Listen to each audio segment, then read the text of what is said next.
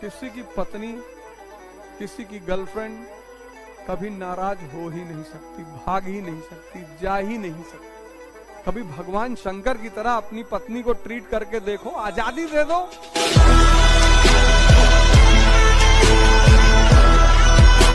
हिंदुस्तान के हवाई जहाजों में ये जो बेटियां बहनें काम करती हैं ना, फ्लाइट अटेंडेंट्स, एयर होस्टेस जिनको हम कहते हैं, उनके साथ 2-3 बाउंसर भी रखो साहब। हिंदुस्तान में कम से कम 3 बाउंसर 300 किलो के। एक लड़का अपनी मां को छोड़ आया ओल्ड एज होम में।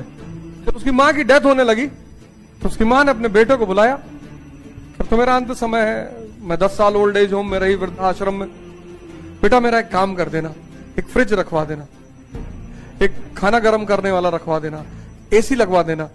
उसने कहा माता जी अब क्यों? बोली बेटा यहां कभी कभी पंखा चलता नहीं और तुम गर्मी बर्दाश्त नहीं कर पाओगे, क्योंकि आओगे तो तुम भी यहीं, तुमको ठंडा खाने की आदत नहीं है बेटा।